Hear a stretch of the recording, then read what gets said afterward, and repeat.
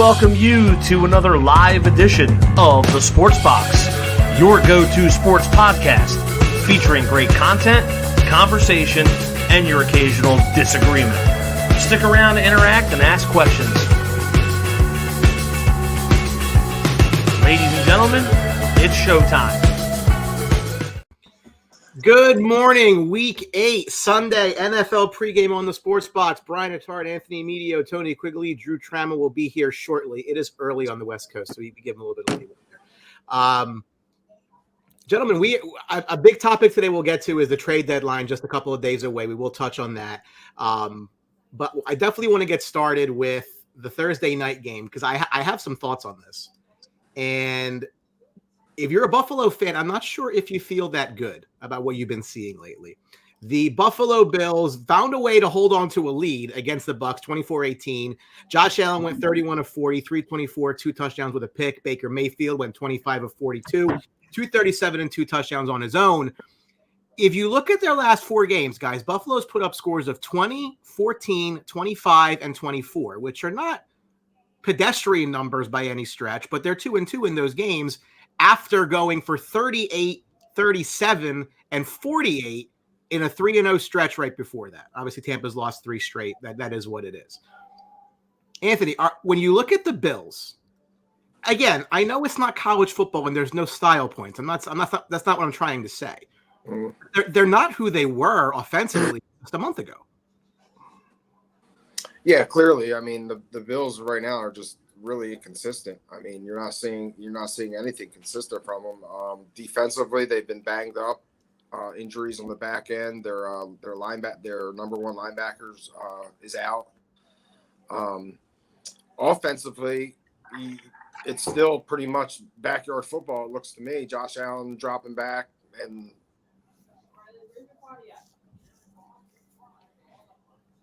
Is his mic not working? I don't hear him.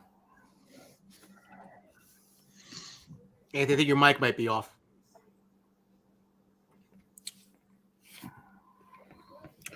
Tony, go ahead. And was saying something about backyard football and Josh Allen making plays and that kind of stuff. And he's to the point a little bit right. But I think Bills have always been a erratic team, up and down. Thursday night games are weird too. Once again, a team the game was never competitive, and then at the end of the day, the underdog covers, right? Which has been kind of the motive for Thursday night games. You kind of don't see reason why. I don't know what Chris Godwin was thinking about not going after that ball. Say he saw it late or whatever. I don't know. It was a little weird. Maybe he wasn't expecting it. I don't know. Bills offensively have shown a little bit more commitment to the run for the most part, or at least in the productivity with, James Cook actually adding, something in the backfield for him. But it just seems that there's always something that they just can't, they just can't complete it. I mean, I don't know. We're Dallas Cowboys fans. It kind of seems a little similar, every year you come in with certain expectations, good offensive team, and then they just find a way to lose. And Buffalo Bills find a way to lose. And I guess that's been kind of their history. Not to bring up all the years of pain for the Buffalo fans, but it's just kind of how it is. The big test next week. It's a short week before the Thursday game. They got Cincinnati, which is a big matchup for them coming up. Maybe they can right the ship. So we'll see what team actually comes up and prepares for this Buffalo team. Morning, Joe. Hey, good morning, boys. How you guys doing? Living the dream. You're good, man. Good. 60 seconds with Sean Simmons. I don't know. I don't know. Is that must be something from his wife? Well. Yeah. I'll be just to piggyback on these two. Yeah, the Bills are erratic. You never know what you're going to get with them. It's a Thursday night game, so it's always a mystery game when it comes to those type of games. Yeah. 2 weeks ago when they lost to New England. James Cook, I think he had like negative yards or something, or below 10. There's never a right amount of mixture of a balance to this offense. But then again, Josh Allen's not running that much this year compared to past years. So it's just a bunch of different things that doesn't make sense at all. But I mean, Baker Mayfield's going to Baker Mayfield. I mean, even though he's still kind of just the Baker of Cleveland, he still can't be productive. And I don't know what happened in that Hail Mary play. It was right in Chris Godwin's hands practically. So, I mean, shout out to Baker for extending that play and making it happen. But I don't know, man. It was just the Bills are what I think we saw the peak of what Josh Allen can be in the playoffs when he absolutely mollywopped the Patriots and then went to Kansas City and had probably one of the most electrifying last 3 minutes of a 4-quarter playoff game we've ever seen when we went back and forth. That's the Josh Allen that I thought we were going to get these next 2 or 3 years. And it's just, I don't know if it's a Brian Daboll miss or if it's just, I don't know. It's very confusing when it comes to this team.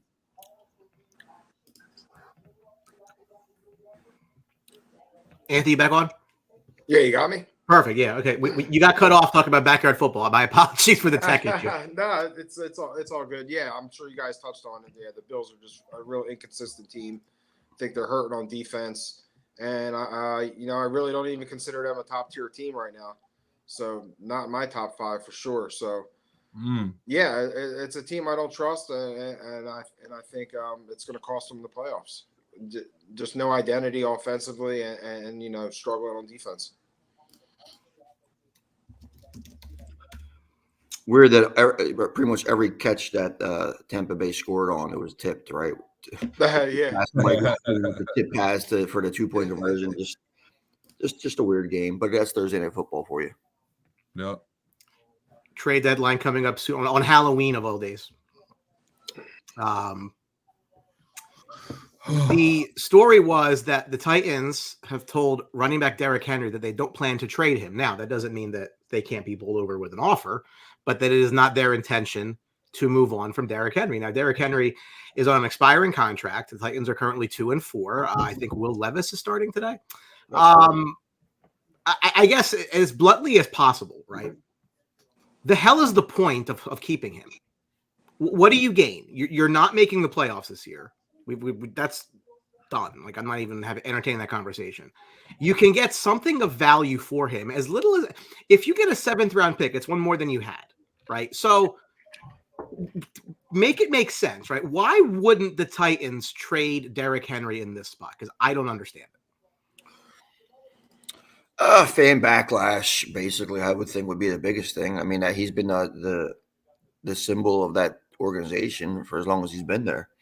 He's an iconic player in Tennessee, and I don't think it's just let's just dump him for a 7th round draft pick because we're not good. I think it's a little bit more than that. I think they have to give Derrick Henry some opportunity for his own terms.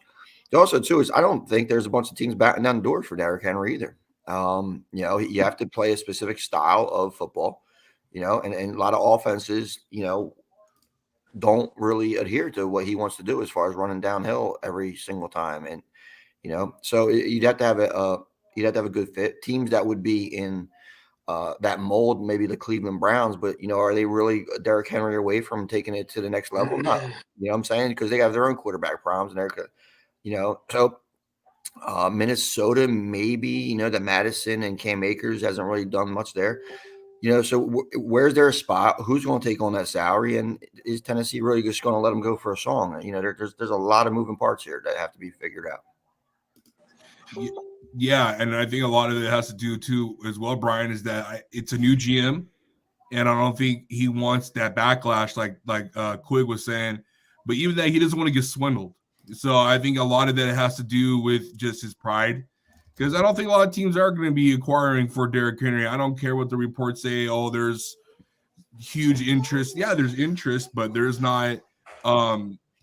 Is there enough interest where I can get enough for a franchise running back that has changed the culture in Tennessee the last 5 or 6 years? And, it's a lot of things. The only team that came to mind to me was your team, you and Quick's team. That's the only team.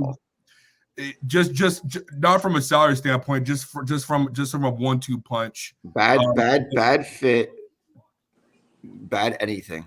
They should have had them already, right, Brian? Well, let's not go back into those conversations. But yes, Jalen Ramsey, who's playing today, and Derrick Henry. Yeah, I mean that could be it. No, I would hate the Cowboys to make a move for Derrick Henry. It's first of all, you have Mike McCarthy out there who never evaluates his running backs anyway. So I don't care what lip service he played on the offseason. Derrick Henry doesn't move the needle for the Cowboys at all, especially when they're not even running the ball. But But let me ask you a question though. Do you think they're not running the ball because they don't think Pollard can be a red zone guy, or do you think that they're just not doing it? Why? Like, do you think if they went and got Henry for a 7th round pick, that they would not run the ball more in the red zone? Well, first of all, the offensive line hasn't moved. Absolutely, they will. Well, you would think they would, but you still have Mike McCarthy. I mean, I think that would change Mike McCarthy's game calling. It protects Dak. It protects Dak. Mike McCarthy doesn't protect Dak. He throws him out there. They did a little bit better, last game. But man, I don't know. It changes your personnel and it changes your everything. It changes your philosophy. I'm gonna run the ball. I'm gonna run the ball at least twice in the red zone with Henry.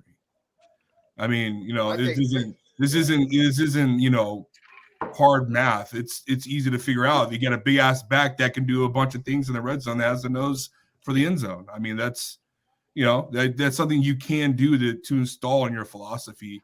Yeah, but I'm not trying to defend my McCarthy. I'm you guys already know it is. I'm the biggest opponent of him, but I mean, it's that just came to my mind to benefit the offense of Dallas, which I think is sneakily can be really good in the NFL if you could fix minor adjustments here and there. The conversation is Pollard a 3-down back. That's been the conversation all season. And really. Is that a hindrance on him or is that a hindrance on Mike McCarthy? Listen, as a Cowboys fan, I disagree with you completely. There has been zero conversation about Pollard being a 3-down back, and whoever's having that conversation is ridiculous. Listen, they don't run the ball. They show no commitment to the run. The offensive line has been banged up. This isn't a Tony Pollard issue because I had to hear everybody last year and the year before, as soon as Tony Pollard touched the ball, they started sucking him off because get him in there, get rid of Zeke. And Zeke was actually the short down back too. I think a lot of it's situation and Mike McCarthy not able to, kind of put them in the right positions. The offense has only been, pedestrian. Like even when you're talking about the red zone, Dak has thrown to receivers in the red zone 0 times. 0 times he's thrown to receivers. It's a Dak thing. It's a McCarthy thing. It's not a Tony Pollard thing. What do you mean he's thrown it 0 times to receiver in the red zone? Yeah. In red zone attempts, but I think maybe before last game I saw that stat. Zero passing attempts. Oh, before the Charger game? In the red zone, yeah. Oh, okay. 0 passing attempts to receivers. Really? The offense is not. Is all going to what? The tight end?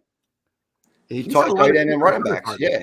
Swing passes to the running backs, all that kind of stuff. So yeah, so it's you're looking at it. Dude, that's crazy. It's not I think Derrick Henry would cause more of a muddling of the offense than they already have. I wonder, maybe that might have something to do with getting rid of offense coordinator, but you have him now, Drew. So still can't fucking help our head coach. I just think if you get anything, head coach, man. I don't know. I just look at these teams and we'll talk about it, but we'll see. No, that's not why I brought it up because of Brian's fixation over Derrick Henry. That's why I brought it up. If you go back to the 2016 draft, if they took Jalen Ramsey at 4 and Derrick Henry the 2nd round, they probably win 2 Super Bowls by now. Anyway, speaking of teams that can't win Super Bowls, the Washington Commanders supposedly have a couple offers on the table for pass rushers Montez Sweat and Chase Young. Rumors are they're looking for a 2nd round pick for either. I just want to take this opportunity to revisit the Chase Young draft pick 2nd overall for a team that had no quarterback at the time and decided that it was better not to take Tua Tagovailoa or Justin Herbert and went with the pass rusher, who now they're looking to get a 2nd round pick back at best. Look, they've turned the page in Washington. There's a whole new ownership group. I'm not necessarily going to pile on Dan Snyder, even though that's always fun to do. I just go back to that and saying, if I was them, I would have taken a quarterback there because you didn't have one. And if you don't have one in the NFL, you're not going anywhere. And they took a pass rusher. And I couldn't wrap my head around it then, can't wrap my head around it now. And it looks like he's going to be sold out the door for 2nd round pick. Well, I think Take the a deal that I heard was already done right now was Montez Sweat. I think they said they have a deal already lined Yeah. up for him. So that might probably makes Chase Young probably staying, but I don't know that defensive line and the talent that they have. It's just perplexing that it's not an all-world defense. I know there's been injuries and they haven't played together a lot, but I'll tell you, it's just the production doesn't match. That could be a combination of bad offense coupled with that, but it's just you would think that this would be a destructive front four, but it just hasn't been. So if they could get something for him, Yeah, the rumor I heard was Chicago Bears for a second round pick. That's what I heard. That'd be a high too. Yeah, was it for Young or was it for Sweat? For Young, well, I thought it was for Young. It's for Young, yeah. And like Diana Rossi or whatever the hell her name is said that it's already a done deal and they're just waiting till Monday to make it official. But whatever. I mean, I don't know why Chicago would do it because that contract's ending soon and he's going to want big dollars because that's how it's going to work. Well, they have the money. They do have the money. I just don't know if I want not the issue. It's are we going to get the Chase Young that we're all expecting? You know what I mean? I think he has 5 sacks. So that's not. I mean, that's good. It's not. I mean, I'm nowhere near bad. But I mean, that ACL injury must have really did it to him because he was out for. That was 2 years ago, Brian. Yeah. And last year, a lot of people were questioning his toughness, his grit, his work ethic, and all that stuff. Like, why did it take you 2 years to be back to what you were this year with all the advanced medicines and all that stuff that people come back real quick and better? I don't know, man. I just it's a big risk for Chicago. I'm not giving a second to either of those guys. So that's just me. But I don't know. You kind of caught the vibe of what how the Redskins are feeling when they, you come out and say, you haven't won in 7 years. The vibe in the locker room is just like losing vibe right now. So, I mean, do these guys really want to be there? I mean, their defense has underperformed. I mean, we've hyped that defense up for 2-3 years now and haven't seen any results. So, if the Bears are going to give them a second round pick, I think the Redskins got to do it. The Bears do need just something on defense. So, Yeah, but that's potentially they just did this with Chase Claypool. I know. That's what's the what's the impetus of giving up high second round picks for guys with Chase in their name? Go get Jamar Chase. You're going to do that. Listen, I'm telling you guys, I think Sweat's the guy who they moved, not Chase. I think Sweat has been healthier, he's been younger. Makes sense. He's removed all his commander's stuff from social media. I mean, I think it's he's done. Yeah. Chase is the bigger name, but Sweat's been the better player. He's the one who came out, right, and said he was pissed about losing. That's who was in the locker room. No, that was the defense tackle. Allen. John Allen. Well, yeah, I'm sure they all feel that way. That was a great outfit in that statement. The do-rag. The do-rag. Yeah, I mean, he's trying to channel his inner Debo. But I go back to that pick. Right? They from the 2017 draft to the 2020, they used a first round pick on their defensive line every year. Yeah. Right. And I think that look, I understand getting best player available, like have a conversation around that, but at some point, like you have to separate your assets and try to build up the rest of your team as well. Again, you got Jonathan Allen in 17. They got Daron Payne in 18. Yep. They took Montez Sweat at the end of the first round in 2019. They took Chase Young in 2020. And it's like, they're great, wonderful, but you have a full roster to fill out. You can't have a first round pick at every position, but I didn't like the pick then. That's all. I still don't. I didn't like the Chase Young pick either, but I think you can't argue where they got Sweat and the other guys. I think they were actually value where they picked them. Yeah. So I'm just waiting for the performance on the field. I mean, I understand. Listen, the NFL, all the rules are for the offense, except if you're the Eagles, because they got every defensive credit last week. But I mean, it's hard to have a superior defense now. But they just either need to get playmakers on the back end or something. What's up, cutie? Denver sounds like they're about to blow the entire thing up. It sounds like everybody's available, including Patrick Surtain, regarded by most as clearly one of the top quarterbacks in the league. Reportedly, there's a good offer on the table for Jerry Jeudy, who is apparently just a guy. Don't know what that good offer is. Talk about like a team that like just went all in with the bad hand, man. I mean, like, what else can like you're holding like an offsuit 4-5 and you're just going after. I don't get it. I mean, like literally, like everything. They call that the burn bomb system. Yeah, everything is going wrong. Is going wrong. But if you're Denver, are you really trying to trade Patrick Surtain? Like that's a young enough player that if you see the end of this thing, he's still going to be a very useful player for you. What are they doing on defense though this year? They've been the worst defense all year. But their defense has been a little bit better the last couple of weeks. I mean, if you look at it, besides that blow up against Miami, which was a dreadful, I mean, that kind of obscures all the numbers. I mean, if you look at their last few games, it hasn't been awful.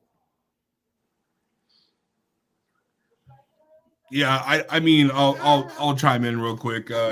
19 and 19. That's not bad. You're right. Yeah. I'll chime in real quick. You give up 20, you should win, and they don't. That's right. I don't know what Denver's doing. I mean, I understand opening up business for everybody. It kind of makes me question a little bit of my judgment on Nathaniel Hackett in a sense. If you're going to tell me that you want to sell everybody, then sell everybody. Then you're telling me that you took that job talking to Denver. You thought that roster was good enough for you to come over. I am talking about Payton, and this just it makes everything he said in the preseason shit. I mean, it's now it's a multitude of things. The things coming out about Russell Wilson, it bears to be true, and the things that's coming out about Hackett seems to be untrue. I mean, players weren't attacking Hackett on the sideline; players were attacking Russell Wilson on the sideline. So, I mean, that's a major difference in what we saw every week last season in compared to this season. Has Russ played better? Sure, but is it to the point of MVP candidacy or the point of where he was with the Seahawks? Nowhere near. So, it's a multitude of things. I don't think the rumor came out this week that the Chargers were willing to give up 2 firsts. I'll tell you right now, that's never going to happen for Surtain. That ain't going to happen then they ain't going to trade him within the division. So let's just throw that to the side. Would it take 2 firsts to trade Patrick Surtain? I think people would do it. I wouldn't do it for a DB. Maybe he's one of those few DBs you would do it for, but I still wouldn't do it because ever since the Jamal Adams thing, I don't think that's ever going to occur again. But, man, it's just it's craziness, bro. It's just craziness with that roster and that toxic place. It's toxic, dude. It's just they gotta. I don't know what. It starts with Russell Wilson, though, Drew. It starts with Russell Wilson. Nathaniel Hackett got bashed into the ground last year, and a lot of it was well deserved. But he had to deal with a personality like Russell Wilson. You're getting a former MVP, Super Bowl candidate, quarterback and then the guy was just nothing but headaches for a new coach. That's a tough recipe for, if you don't have that leader and the guys don't respect Russell Wilson. So how are you going to respect a new coach? It's a toxic situation. Yeah. But I don't think this. I think if you look on some of the pieces, I think some of the pieces could be fixed. But I think the number one problem there is Russell Wilson, and I agree. That money and what it goes in. So it's a shame that they lose a piece like Patrick Surtain because that's a building block to it. That's a building block to it. But it just shows you how devalued the cornerback position is, though, where you have one of the top 3 cornerbacks in the game, and it's an awful defense. So it's like it just shows you it's a little different. But would you agree? I know, Brian, I'm sorry to cut you off, but would you agree what Steve Smith said though? Because I didn't get to have the conversation with any of you guys. I think it's right on the money onto a point with Jared Jeudy and Courtland Sutton. I mean, that's not when you think about wide receiving combos. I'm not really going glitz and glamour for both of them. I mean, I don't think they're potential dudes, but they're not. You know what I'm saying? Like they're not the guys that I want to go and trade for like a 2 and a 4 or a 2 and a 5. I'm not shoving that out for those 2 guys. It's just. From a talent perspective, I'm not really looking at those 2. I'd rather go eat salary up and go get Devontae Adams if I'm a contender. I'm not going to go and get those 2. I don't see it. No, I think they've been plagued by bad quarterback play, and Mhm. that includes with Russell Wilson. I think that but listen, Sutton said showing glamour. He's been a lot more productive than Judy this year. I think Judy is obviously the more talented guy, but receiving is a tough position to play when you have bad quarterbacks and you're not getting the ball. I mean, they used to highlight Randy Moss not running out routes when he wasn't getting the ball. Now these guys are even a little less enthused. So I think that we're I'm at a little bit more of a wait and see than just saying that they're just a average, especially with Judy, who still cracks me up that he wears the Star of David on his chain, but that's shows you the type of mentality you're dealing with. So I mean, we don't know what's going on in that locker room and everything like that, but. Brandon, that game is coming. We'll get to the games just a little bit here. But Drew, I just wanted to ask, so your point on a defensive back is well taken. The Jamal Adams trade was a disaster and a half. But it wasn't that long ago that Jalen Ramsey got traded for 2 1s and a 4. So I think when you're looking at corners are different than safeties. Okay, but first of all, Jamal Adams, trash. Yes. Yeah. He's out of place. He can't cover. I mean, he was a linebacker. Awful. He was a linebacker. Yeah. Right. Yeah. It was awful. At the time. Mentality. He was blitzed. He blitzed every play. It was awful at the time. It's still awful now. The fact that they paid him is even worse. Yeah, that's stupid. So that's something that's. I'm surprised Seattle was able to rebound from it. Yeah, Brian. I think at that time of that trade, Ramsey was still a top 3 corner. People would argue every year. Isn't he Surtain did deliver a championship in LA, even though he got burnt 4 times in the Super Bowl? I mean, you got to give a little bit of credit. I mean, it's worth it, right? It's worth it. No, I'm not bashing the Jamal Ramsey, the Ramsey trade, Jalen Ramsey trade. Sorry, but I'm saying I'm comparing it to what it would cost to get Surtain, and I'm saying, I mean, that's on par. Like, we're not talking about a safety here. I agree with that. Has a lot more value. That's fair. So, like, I wouldn't like. I would think if he does get traded, it is 2 1s and a third piece. I don't think it's anything less. That's a lot. Maybe, but I mean, still Patrick Surtain. Yeah. Last up before we get to the games, we're gonna play matchmaker. Pick a team, pick a team and make a deal that you think they should make. I think Drew kind of let us know what he thought 10 minutes ago. No, that's not my number one. I just want to do that. I just want to do it again just to piss off Quig. No. Okay. Go ahead. Where's yours? Make a deal. Pick a team and make a deal that you think they should make. Yeah, this should have been some pre-show prep here for us, bro. Just off the top. It's okay. Originally, just because we just came off of Jerry Jeudy, I don't know if it would ever happen interdivision, but if you get Jeudy on the Chiefs, yep. Well, that's a good one. That could be a potential problem, but I don't know if that would ever happen in the division. I wish Aaron Rodgers was healthy because this would be an easier trade for me. Devontae Adams. That or Mike Evans to New York. This is tough, dude. Well, we've been talking about Mike Evans to KC at the start of the year. I think that still has potentially some legs, but Tampa's 3-4. I don't know. They're in the division. They're in it to win, dude. The only one that comes to my mind that I could think for is if the Chargers if they win tonight, I know we're going to talk about it soon. Me and Anna are going to battle. If they win tonight, they will be 3-4. Mike Williams is out.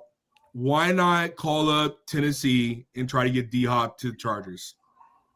That's the only one that comes up to my mind.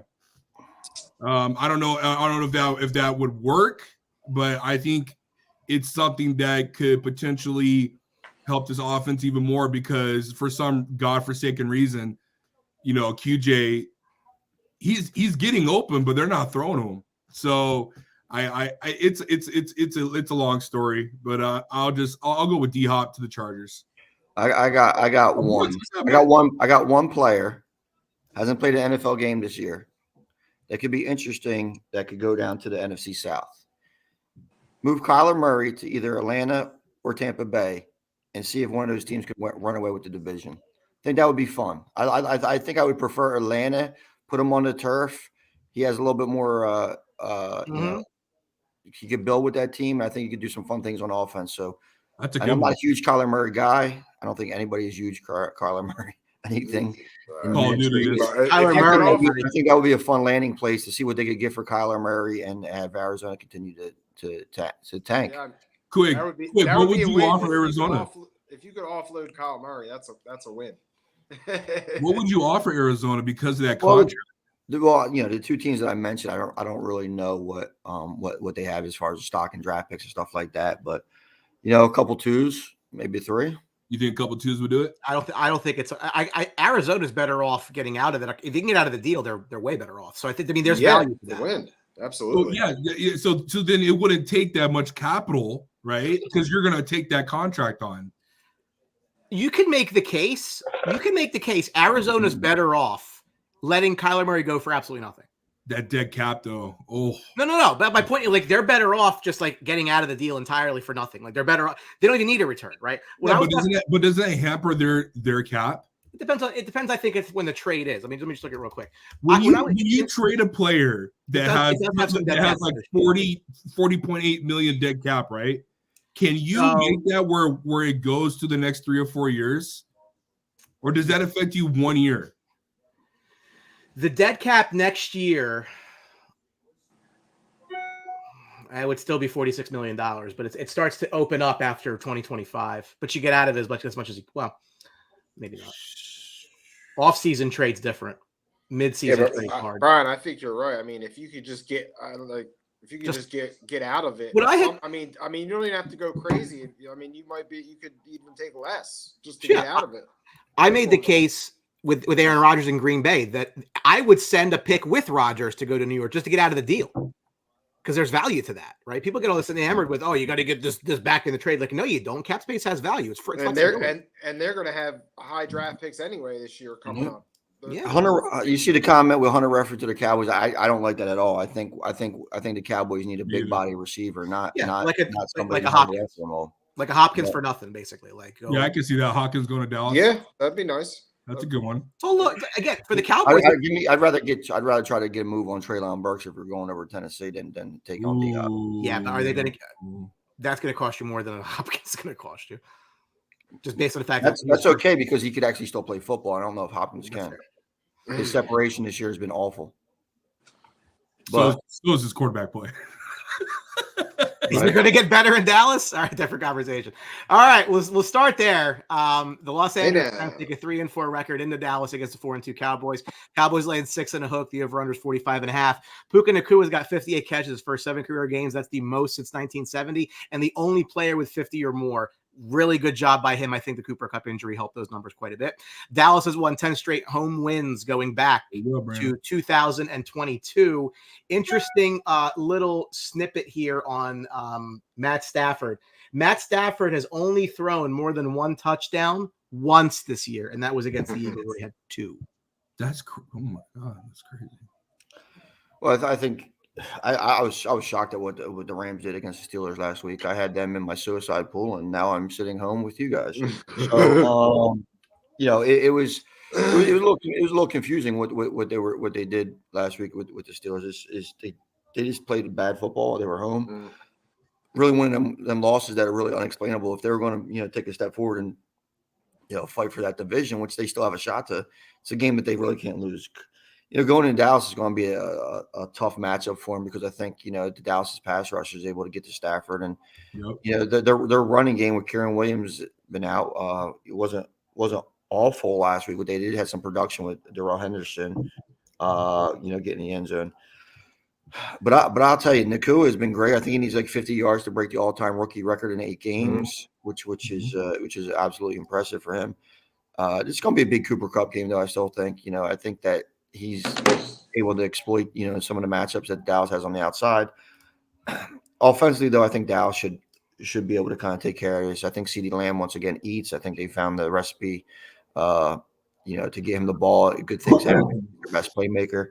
And I think this is a game that Tony Pollard should excel in. I mean, the Rams struggle against the run at times, so it's yep. I already hit that bet this morning there, buddy. Kevin.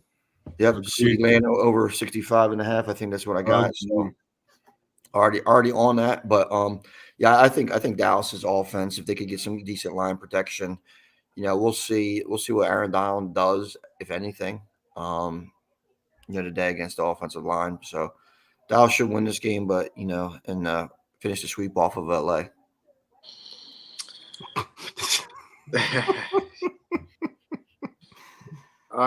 Such an asshole. Oh, real quick, Tony, would you take Dalvin Cook for a fifth or something? Dalvin Cook for what? Something cheap for the Cowboys. Yeah, Tony Pollard's fine. Tony Pollard's not the issue at all. For nothing. What's his name? And how cold is it over there in Chicago? I'm not in Chicago. Oh, wait, I'm sorry. How you look like? You really cold right now. It's like 70 degrees. Yeah. Yeah. We're all about 6 miles away from each other. Yes. I had the air on yesterday. No I still do. So did I. Rob bet over CD Lamb, 65.5 must guaranteed take the over. Yeah, CD Lamb's gonna eat Bry. I'm with Quig on that one. I think Dak and him are gonna have a big game today. Expose the Rams defense and also expose Rams inept offensive line. I think Micah Parsons is gonna have a day. Lawrence, them boys are gonna have a day. It's gonna be one of those. It's gonna be one of those just dominating Dallas defense type of days. I think. I think they'll win by 10. But it's just gonna create problems for Stafford throughout the game. I think Cooper Kupp will eat what he can eat, but overall, yeah, I'm going with Dallas on this one, and go the over on CD Lamb. I think it's just gonna be just a nasty, productive game for him today. Yeah, I'm going against you guys today. I kind of think this line's a little too high, 6.5. The Cowboys' play hasn't really impressed me that much, and I think this game could be closer than it is. I'm going to take the Rams plus 6.5 today. I'm going to take Cooper Kupp anytime touchdown at plus 155. And, I think it's going to be a closer game. If Dallas wins, I could see maybe a 3-point game, maybe 24-20 kind of game here. So, give me the Rams plus 6.5 here. No, I agree. I think this is going to be a closer game than 6.5. I mean, I'm not betting on it either way. Yeah. I'm not playing it, but if looking at it, I think the line's maybe a little too high, maybe 4.5. I could have put it at. Give me the Rams plus 6.5. Lamb's number is up to 70.5 on FanDuel for anybody looking at the. Yeah, that's why you got to get. That's why you got to get it up at 5 a.m. on Sundays and get your bets. That's it. Get that research. Get that early number. Yep. Cowboys should get a win here. It might not be by 6.5, but they should get a win today. Get to 5-2. How the mighty have fallen in the NFC North as the 3-4 Minnesota Vikings go to the 2-4 Green Bay Packers, laying 1 at Lambeau over under 41.5. All over the place. Minnesota is the only team this year to not have a rushing touchdown. They are the first team ever with 16 plus passing touchdowns and nothing on the ground. Green Bay averaging a solid 4.3 points per game in the first half this year. That's not a recipe for success, to put it lightly. Anthony, you're fired up about that. Yes. Yeah, this line's moved all week. I mean, the Vikings actually started off -2, and it's just been moving. I kind of want to take the Packers today, but this is going to be an ugly game. Like I said, I'm going to take the home team today. I'm going to take the Packers, the dog, and that's just what I'm rolling with today. Bad loss last week, right? For whatchamacallit, the Packers, right? Bad loss against the Raiders, bad loss against the Broncos. So I think, when you're looking at, you say how the mighty has fallen in the NFC North, Brian. I mean, that's what happens when you draft a bad quarterback when you already have a great quarterback. You wasted picks on that. Now you're now you're rolling him out there every week, and he just looks worse and worse, right? They're a little bit banged up. I mean, they did have a little bit of running game with A.J. Dillon last week. Jones is back. But I don't know if all these guys getting healthy are going to be able to kind of overcome the mismatch that you have at the quarterback position. I don't care, home field, whatever. Kirk Cousins is much better than Jordan Love. I think TJ Hawkinson has a big game. Talking about betting props, over 55 for Hawkinson. I think he hits that. And Addison and KJ Osborne seeing that they could kind of do the job on the outside too. So I think the Cam Akers Madison combination not scoring a touchdown, I think that's less to do with them than more than the offensive play calling. Because they actually want to put it in. So I think they're just a little bit better team. Minnesota, much better quarterback play, and they take the win and they cover. I think at one point, this line jumped down to a pick 'em, and then it bounced back up to a -1. So, I don't know. I haven't really looked at the money that goes back on this game. It's not a game that I'm going to be betting on, but I think Minnesota clearly wins. Definitely not. No, you get Jordan Addison too. Jump on that train. I mean, he's been playing well. Kirk Cousins likes him. I mean, you're getting plus 170 on an anytime touchdown. KJ Osborne plus 250 today. Both good options. Drew, this is not really meant to throw salt in the wound. I just want to get your take on this real quick. What? So the Chargers took Quentin Johnson at 21, and then Zay Flowers went 22. Jordan Addison went 23. Any just thoughts on that as a general, how that worked out? I don't want to dive. Fair enough. Do you want to just run over your GM? Because that's I don't know, man. I'm just way too early to tell. Come on, now. It is too early to tell. Yeah. And I actually talked to one of the Charger podcast guys on Twitter, and he was showing me videotapes. They do little highlight cut tapes. The dude's open off the line. Herbert's just not looking at him. So I kind of want to backtrack on what I said last week on game winning drive and say, because I was pissed after we lost to you guys. I was just pissed because of how we played. I'm going to hold out my judgment until the end of the year, which I usually do. Okay. So I'm just going to hold out judgment. I'm just frustrated because I see these guys that are, turning it up. Obviously, Baltimore needed a playmaker. Yeah. They haven't had one, and Zay Flowers is doing his thing, even though he had a couple of drop passes last week. Mm-hmm. He's still doing his thing, man. He's still getting open. He's helping Lamar Jackson. He's making Lamar Jackson the quarterback that everybody envisioned Lamar to be after he signed that big deal. Jordan Addison is just stepping up. I just think that, not having Justin Jefferson, I thought he was going to struggle against San Fran, but my God, did he just show out like no other last week? The kid has great routes. He's the negative on him was not being able to create separation when he came out of USC. And I didn't see that at all. And I still don't see it. I think the dude is he's phenomenal. And Minnesota keeps on picking up these receivers and they're making them into stars. It's crazy. So it sucks. I suck seeing other rookies bloom and mine's not. But, I think when time comes, I'm still not giving hope on him because he is a talent. I mean, the measurables come off the charts. He's getting open. He has speed. He's acceleration. He's faster than Mike. These are all things that I saw. So I mean, it's just time to bear. I gotta wait. I just gotta wait it out. Wait it out. I think this is, Brian likes to throw a little salt in the wound, probably a little bit too early. You can't compare Quentin Johnson's situation with having Mike Williams in front of him. Listen, Palmer is an NFL caliber. Yeah, he's banged up this week, and then you have a potential Hall of Famer in Keenan Allen. So Herbert's not dropping back looking at Quentin Johnson. Whereas Kirk Cousins has no choice but to hit Addison. And Addison had some opportunistic touchdowns, but he wasn't a world beater before Jefferson got hurt, And then so let's kind of look at the situation there too. And even when he was on there and Jefferson wasn't hurt, Addison was on the field. I'm saying, like, he's out there getting rusty, getting targets. I don't think Quentin Johnson has more than four targets or maybe 3 or 4 targets in a game this year. No. I mean, listen, I don't care how good you are unless you get 2. Yeah. If you don't get more than 2 targets in a game, you're not going to. I agree with you. I agree with you. So I think you have to, to stop the comparison there. And I think time will tell.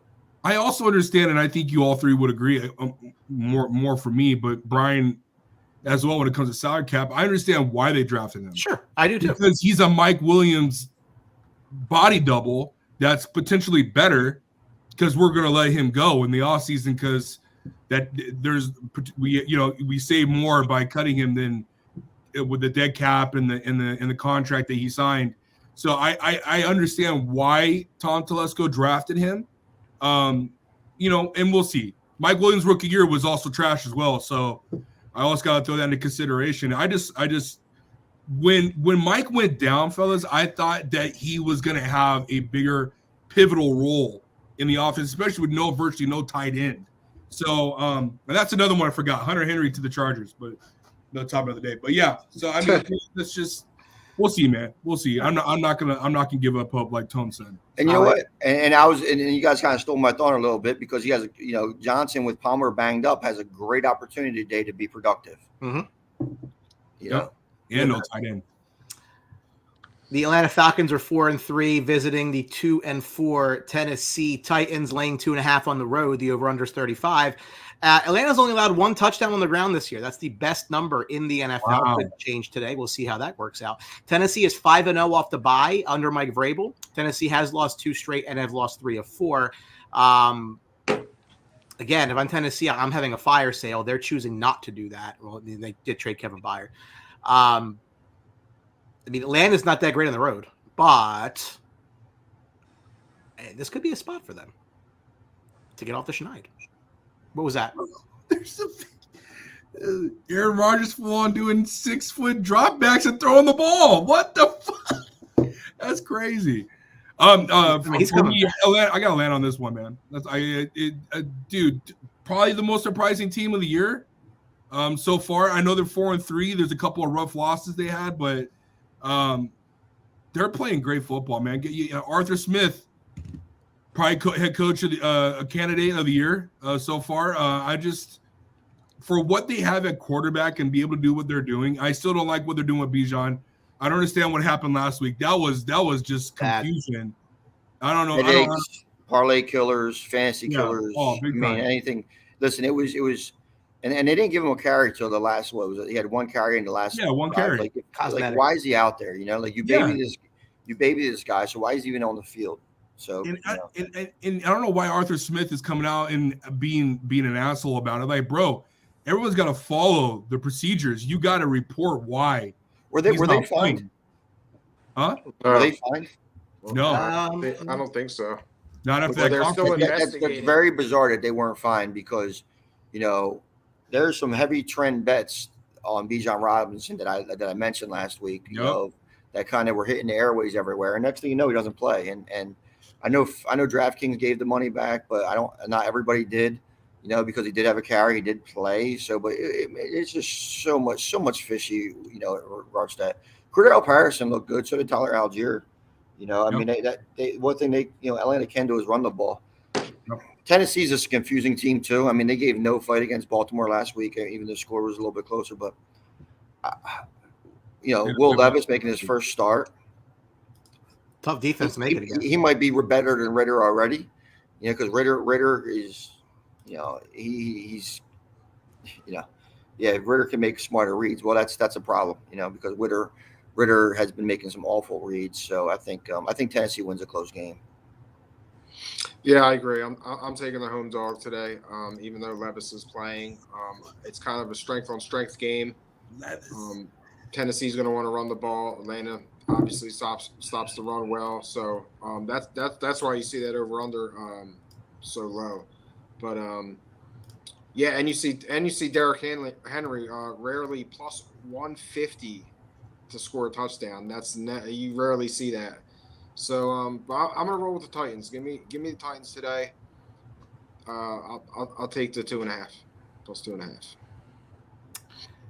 The New Orleans Saints visit Indianapolis today to take on the Colts, and they are laying 2 on the road. Over/under 43.5. Saints have not allowed 275 plus passing yards in the last 33 consecutive games. That's pretty good.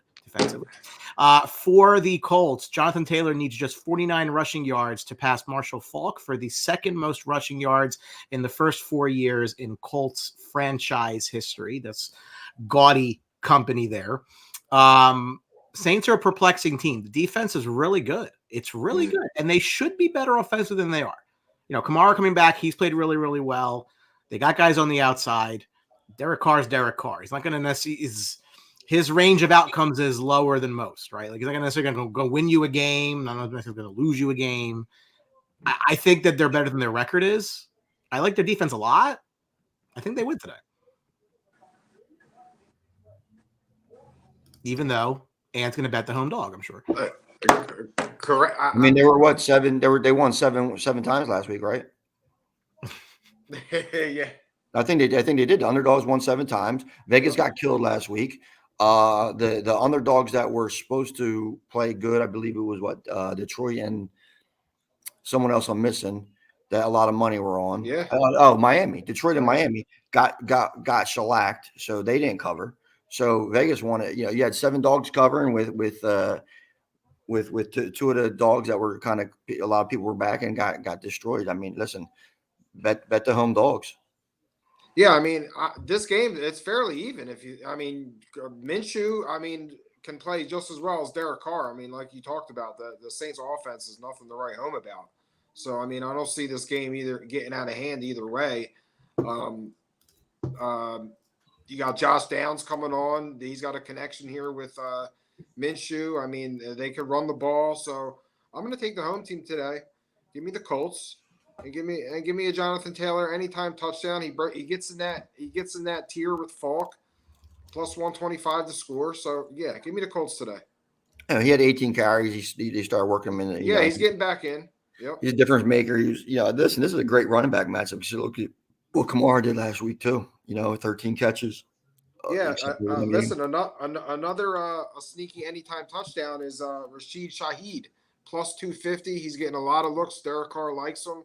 Taking some reps for not reps, but looks from Olave. So I'm on the other way though, and I'm on Olave because he had 15 targets last year. This Colts defense can be beat in the air, and I mean he has 10 targets, 15 targets last week. I mean, it's hard to have 15 targets and only get 57 yards for that's how bad Derek Carr was on certain passes. But they don't push the ball down the field. You at all this year. You're not seeing them throw the ball down the field, and they have the guys to do it. So, I think the Colts win this one as well. I think behind a little Minshew mania, Pittman should have a solid day. Complaining about not getting the ball enough. I think he only had 2 catches, and one of them was for like a 60-yard touchdown. So it's a lot of times they get fed. I think Pittman, Taylor bring them, bring them to where they need to be, and they get the W. Yeah, I'm going to go New Orleans. I got New Orleans on this game. I just trust their defense a little bit more than I do Indy. Expect Kamara to have 35 receptions for 85. That's their offense. Chris Olave, I know there's some distractions this week with Chris Olave being arrested and Mike Thomas complaining and all that stuff. But, I think New Orleans will be able to pull it out and get a win and keep the NFC North as competitive as it can be. So go New Orleans here. The last time the Patriots won a game, they lost the next 3. Easy when you're 2-5, right? They go to the 5-2 Dolphins as an 8-point dog over under 42.5. Matt Jones, 0-4 career against Tua Tagovailoa. Raheem Mostert is the first player since 1950 with 400-plus rushing yards and 9-plus rushing touchdowns on fewer than 90 carries. He has been extremely efficient when on the field for the Dolphins, coming off a loss last week in Philadelphia. Seems like a game where they might want to exercise the demons. And I'm not saying they're going to put up 70 today, but I think that they may try to run it up on their old friend Bill. I think that's exactly what they do. I think that, Ty Hill, I think Jalen Waddle has a big game because Bill Belichick's always pretty good at scheming against the number 1 offensive weapon. So he's going to look to try to maybe contain Ty Hill, but I think that'll leave Waddle open for a big game over 60 yards there. I'll lay the 8. Patriots going down to Miami. I just think it's a bad recipe. They had their little big win against Buffalo. I don't think they could get up 2 weeks in a row to overplay their talent. Miami takes care of business. He'll probably break a one, but Waddle have a good run too. Jalen Ramsey's back. I don't know if they'll need him this game. It's a good game. Good game to be back. It's a good game to be back. I mean, he might get a pick or two. So we'll see how that goes. Get some reps. Yeah, I mean, on paper, this is a mismatch. I kind of lean the Patriots grabbing some points here, 8, but I'm going to stay away from this one. But I do like Waddle today. He's on my team. He's been blowing up. So give me Waddle anytime touchdown today. Real quick, bro. I don't know if you've seen Smith for the Cowboys is inactive today with the Wonderful. Yeah, good, great, grand, wonderful. Good, great. Nothing else to say. Miami with the win. Waddle and Hill, plug him in. So, Anthony, do the Giants count as a home dog? Because I mean, yeah, they're there, but the Jets home too. I mean, they're Jets laying 3 in the Battle of MetLife. Over-under's 35 because both teams stink offensively. The Jets 0-2, and they have 8 points per game and have allowed 32 points per game following their bye week under Robert Saleh. The Giants are 32nd in the NFL with 12.1 points per game. Newsflash, there are 32 teams, so they are dead last. That is the fewest by the Giants since 1940. Quick, before you jump in, I forgot something about last game. I heard a tidbit on David Carr has a chance to lose to all 31 teams, I believe now, if he loses to Indianapolis. Do you lose to the Raiders? Yeah, probably. Yeah. Probably. Put Jameis in. Jets and Giants. Could you make a good team if you put the two teams together? Well, one of the interesting tidbits about this game, Giants had a big win last week. Tyrod Taylor looks a lot better than Daniel Jones. I mean, they've been competitive in both games that he played, and one of the things that Tyrod Taylor did that nobody else in New York Giants history has done. Anybody know? Yeah, first black quarterback to win a game for the franchise. First black quarterback to ever win a game for the New York Giants. I'll tell you, it's interesting. And you got these two New York teams playing in New Jersey, so I mean, it's fun. It's good to see he got Waller involved. I know he, some fantasy life for some guys who had some high expectations for him, like myself, going into the season. I don't know, Barkley, Brees Hall, whatever running back breaks out. I think that's the team that wins. Give me the Giants plus the 3 points, just because he's getting 3 and they're home. So there you go. I'm going to roll with the Jets today. I'm going to buy that half point, take the Jets minus 2.5. I think the Jets defense is just going to be too much for the Giants. I don't see the Giants doing too much today. I think Saquon is going to struggle against this Jets defense, and they'll do just enough to get by. So, give me the Jets today. By that point, half a point, minus 2.5. I like Brees Hall today. His anytime touchdown is plus 135. So give me a Brees Hall touchdown. Jets win. Jets. I like the Jets today too. Brees Hall, you should eat. Zach Wilson's just got to do enough. I'm not big on the Giants. I think Tyrod Taylor is gonna have some issues with that Jets defense. So I'm gonna go with the Jets for a win, which is remarkable. I do agree with Tony, though. I think the Giants look a lot better with Tyrod Taylor. It's just crazy, though, like when you think of like the butterfly effect of stuff, because if they don't take Danny Dimes, they're taking Justin Herbert that year. Yeah. They love them. They just they put a top 6 pick in the Jones the year before. It kind of just shows like the decision making. It really comes down to like the decision making when you're playing quarterback. You can tell the difference. Yeah, Daniel Jones is no good. We like games with teams with winning records, and we have that in Pittsburgh today as the 5-2 Jags visit the 4-2 Steelers, laying 2.5 on the road Over-unders 41. Travis Etienne with his 504 yards and 7 touchdowns has outrushed the entire Pittsburgh team, who has 488-3. Pittsburgh is 4-0 in games decided by one possession this year. Where are you on Kenny Pickett, since we're talking about young quarterbacks? Good? Okay. Enough that I'm sticking with this guy longer. I feel good like what I see so far. Drew says no. I think the young quarterback you need to worry about in this game is Jacksonville. Even though Trevor Lawrence, even though they are 5-2, I don't think Lawrence has been that impressive. Kenny Pickett, he's not really showing. The offensive line has a little different. They don't really have that running game, so I think that listen, there's supposed to be downpours in this game too. So I don't think this is a good game for either quarterback to kind of get a good barometer on. That's why I'm on Travis. I'm on ATN to get over 67 yards rushing. I think that's the bet. But Pickett's a waiting to see candidate too. I mean, there's still too many moving parts going on to make a clear definition. Yeah, I think right now you're at the okay range with him. At least I am. I think he's still gonna trying to figure out what his receivers. He's got Pickens. He's got Johnson coming back. Freiermuth's hurt. I think the pieces are there around him. They got to get that running game going. It's really inexistent. So right now I think you stick with him and you see what you got. Again, you're gonna think it's a broken record, but I like the Steelers today at home. Like Tony said, I think Trevor Lawrence is just still a little iffy this year. I think the Steelers defense at home is a lot better. I think they can get it done. I think this is going to be a good game. Give me the Steelers. Give me the Steelers at home. The Steelers are the new Vikings. 4-0 in the games decided by one possession this year. Oh man.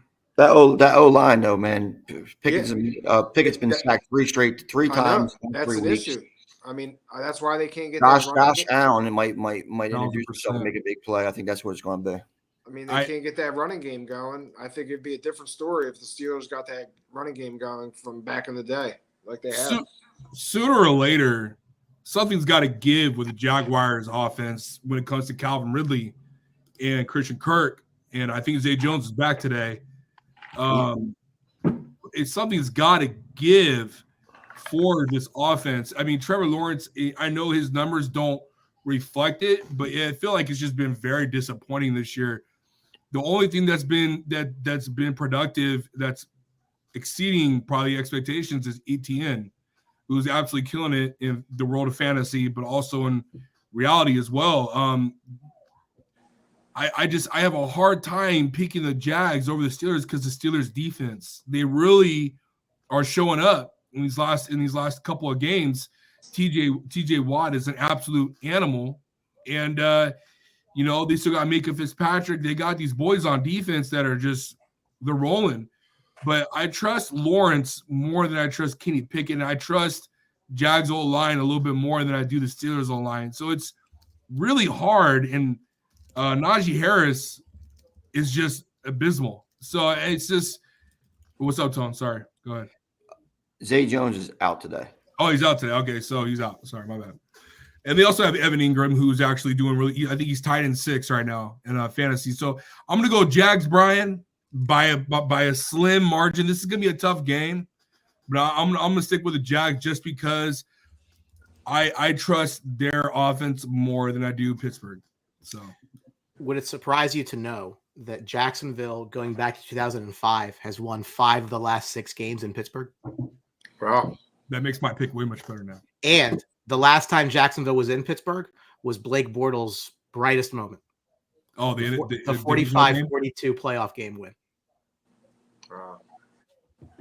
Le'Veon Bell ate that game too. Should be a good game. I think it comes down to the team that can run the ball better, and that's been clearly Jacksonville this year. Yeah. Oh yeah. Absolutely. Eagles coming off a win against the Miami Dolphins, which I believe is their first legit win in about a year and a half. 6-1 against the 3-4 Washington Commanders, laying a touchdown over under 43.5. Eagles have 5 players with 2.5 sacks or more. That is tied for the most in the NFL, which doesn't bode well for Sam Howell, who's been sacked the most times in the NFL with a nice 40 burger there. Washington has lost 4 of 5 after that 2-0 start, which seems like a decade ago at this point. Washington played the Eagles tough in Philadelphia. The Eagles still went ahead and got a win in that game. Since that point, I think Washington's looked pretty average to below average to bad, actually. And the Eagles have been just fine. So this should be a spot for the Eagles to move to 7-1, in my opinion, rather easily. Yeah, I mean, I don't know how the Commanders could control the Eagles' defensive line today. It's going to be a real issue. I think this is a perfect recipe for the Eagles' defense to eat. So I'm going to buy the half point down and take the Eagles -6.5 today. I like A.J. Brown. He's a Redskin. He loves playing against the Redskins. I like an A.J. Brown anytime touchdown over 70 yards. Buy that point down, 6.5. Eagles on the road. I can't see the Redskins really moving the ball, at least in the beginning of the game. I'm on the other side with you, Ant. I'm on the Commanders and give me the 7 points. I think what you saw last time that these guys played is that Sam Howell can move out of the pocket and avoid that pass rush and expose the Eagles' dreadful passing defense. I think that's one of the things that if they're not getting to the quarterback, they're not covering anybody. I think Terry McLaurin is a great candidate, as well as Dawson, to kind of expose them. I think that there's a ton of turmoil, easy for me to say, with Washington right now. I think Jonathan Allen's comments, the Montez Sweat stuff. So it's going to be this game is going to go two ways. Either Eagles go down there and blow them out because Washington has no business being out there and they don't want to be there, and they actually step up and they actually show some pride. In Allen's comments, they put some life behind Allen's comments. I think that's what's going to happen, and I think this is going to be a close interdivisional game that like we're used to saying. And I'll take the 7. I'll take the 7 points. I like Devontae Smith in this game to hit his over 50-yard number. I think that AJ Brown has just been phenomenal, and I think Smith's going to kind of benefit off that. When teams try to roll that safety to Brown. So listen, it's either Eagles by 30 or it's going to be a tough game, and I think it's going to be a tough game right now. Yeah, flyer on an anytime touchdown. Jahad Dotson, he's been getting a lot of looks. He's plus 320 on an anytime. So yeah, I disagree. I disagree with Quig. I think it's going to be a blowout for the Eagles today. I also think that Jonathan Allen should just wear the same outfit he wore last week, because it's just going to be another rough day for Washington. Their putrid O-line is going to get worked by that front from Philly, and they're not going to have to worry about their defense, their secondary whatsoever, to a point where it's going to be a close game. Philly's offense really showed up last week, and I think that's going to continue that trend this week. All things are clicking on all cylinders, and for me, man, the Devontae Smith and the AJ Brown right on the money. For me, I'm taking the over on 3.5 for Goddard's catches. So I'll take that for Goddard, because he's been eating and getting a lot of looks the last 2 weeks. And they're really fusing up Dallas Goedert on the offense. Finally, fantasy owners can breathe a little bit since they drafted him in the 5th and 6th rounds. So it's going to be an Eagles game. And we're going to hear more Eagle fans this week chat up Jalen Hurts for MVP talk. So Brian can. Yeah, listen, I mean, it's just amazing. He looks really good as his linemen pick him up and throw him over the end zone, over the goal line, launching like a javelin, Brotherly love. We failed to talk about the Eagles too. I mean, they made a trade. They made a good trade. They got Byard, and he's going to be playing. That's true. Yeah. He's going to be playing he's going to be playing today. I mean, So again, the Eagles go out and get a guy they could use immediately. So I mean, the Eagles seem to do it every year.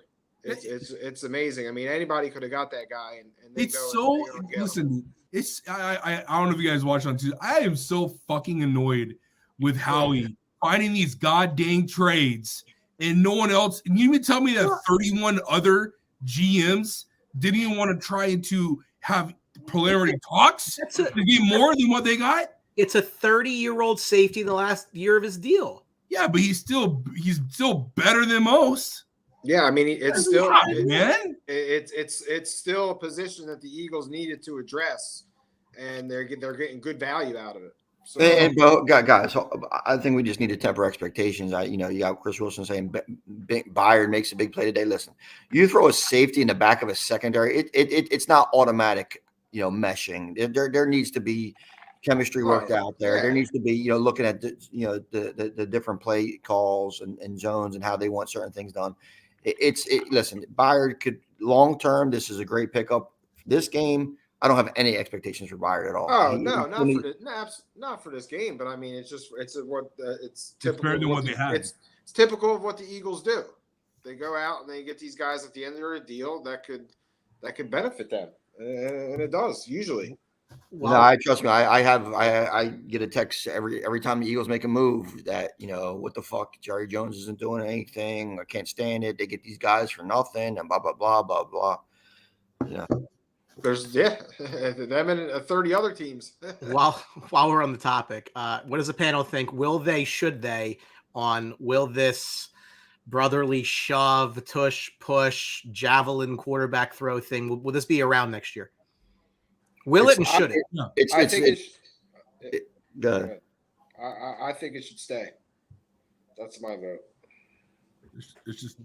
It should stay, but you shouldn't be able to allow it to push other players and advance them for a yard. That's my only issue with it. I think it stays. I think it stays as is. I think that if they do take it out, it's the cop out of player safety nonsense. This play's been around for years. If you're going to put in a rule where you can't impact player from and push them over the goal line or anything like that, then that has to be, what is that? Only behind the line of scrimmage, because once you hit, you're at the goal line and you got 4 offensive linemen coming down and knocking that back in the end zone. That's got to stay. I mean, that's just a natural football play. So I think that it stays, and I think that it's a quarterback sneak. That's all it is. Let me preference my comments by saying I agree with Quig on that part. If a running back is running the ball and he's 3 yards, away from the end zone, offensive lineman to come and pick him up, or they're going to come and hold up him and push him. That's completely different. I think it's different from the goal line or from the goal line and getting an accelerated push. I think is a little bit different than a running back or a receiver or a quarterback running the ball 5 yards already and then getting in that big ass huddle like Marshawn Lynch did all the time, and then eventually scoring. I think those are 2 different things. But I agree with Quig. If they get that rid of it, they better not get rid of the other thing. Other teams, that's the thing. They do it well. The Eagles do it well. They do it better. Why penalize them? I mean, other teams have been doing it. You've seen over the last couple of weeks, teams trying to not do doing it. it good. Yeah, like Brock Purdy tried to go head first. That's not. I mean, they can't do it. So why penalize the Eagles for perfecting a play? So I think they're going to get rid of it under the guise of player safety, but I think it's more a TV thing. Like, it's not a good TV play. And at the end of the day, quarterback sneak. They don't like, the NFL does not like things that are automatic. They have no drama. That's just TV. Sure love the New England Patriots making the playoffs every year. Well, they can't. You can't rule against that. That was automatic. Who has the best quarterback sneak in the history of NFL? Tom Brady. Exactly. They never tried to ban Tom Brady from doing it. They shouldn't ban Jalen Hurts from doing it. They shouldn't ban anybody else from doing it. If it's the play, other teams should do it. Brian just don't like Jalen Hurts. The idea that it's this idea that he gets these 6 fantasy points. Everybody jerks their dick because he got 6 fantasy points. They're getting thrown into the end zone. It's like, what is he doing? Like, it's the most ridiculous thing. Total touchdowns. Who gives a shit? But listen, Jalen Hurts got in the end zone way before they started doing this play. It's not new. Reggie Bush did it in USC. I mean, it's nothing. It's nothing new. So listen, it's a quarterback sneak. Get him, Mark. Yeah, I just don't. That's just not quarterback play to me, right? Give me my surgical passing down the field. Let them get their. I don't understand why you hate on him so much. Stop hating on him. It's not a quarterback play. They can run that play 4 times. They can run that play 4 times in a row every drive. That would be great football. I mean, people would love to watch that. Get him, Mark. It's rugby. Get him. Yeah. Here's the thing too, that so anytime there's offensive innovation, defenses has to provide a counterpoint to stop it, right? Yeah. So defenses have to start providing a counterpoint to stop this. And there's plenty of defenses out there that should be able to stop it. Whether they go huge on defensive tackles, you start bringing in that true nose guard again, right? Yep. That mountain people. Maybe that's how it changes. And you want to do that, that's fine. And you're gonna have to go through Corey Hayward and Vita Vea or whatever two big guys you want to put out there, and do it. They've done it though. And here's the thing too. Done it. And the Eagles have safeties jump over the top too. The Burley shove or the Bush push or whatever you want to call it. Who's pushing? Bush push. Well, that's Reggie Bush did it first. That's what it was originally called in USC. It was called the Bush push. Dak Prescott should not be in pro football. I'm not going to argue that. Don't Eagle fans know that you don't like Dak? Dak Prescott should not be in the NFL. Like, I don't know where this is coming from. I can't stand it. That didn't hurt him, Mark. If he could possibly have a surgery to have his foot amputated and be off my roster, that'd be awesome. Like, that'd be fine. Jesus, I would love to see Dak Prescott on Unsolved Mysteries. That'd be great. That would solve a lot of problems for me personally. Because because Cooper Rush is a better option. That's not what I said. Because Trey Lance is a better option. I would like to see that, yes. Oh, stop it, Brian. Shut your mouth.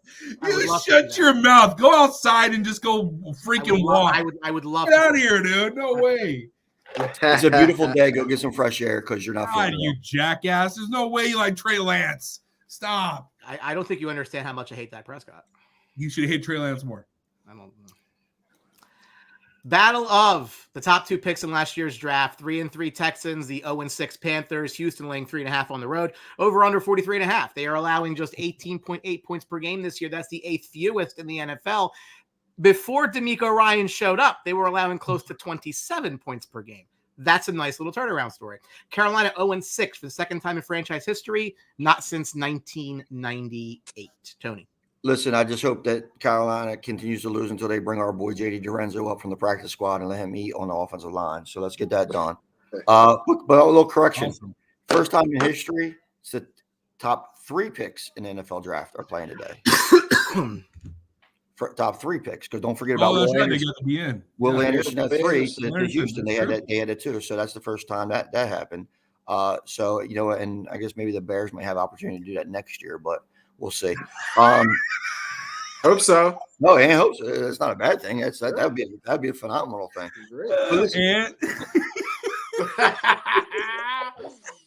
Love it. While we're on the topic, right? So somebody posted outside the box on the things like, who cares? And watch your barber, that's for sure. This guy has like no hair on his head. Oh, my loser. Anyway. Shout out to your guys' boy. I hope he does eventually get up from the practice squad and go eat, man. That'll be awesome.